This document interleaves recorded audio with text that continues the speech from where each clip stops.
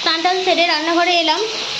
এই যে এঁচোড়টাকে সেদ্ধ করে দিলাম একটু নুন হলুদ করে, কারণ এমনি করি খুব শক্ত হয়ে যাবে, তাই যেন কি শক্ত শক্ত লাগছে, তাই কি শক্ত লাগছে। এঁচোড়টা একটু নুন হলুদ করে সেদ্ধ করে নিলাম।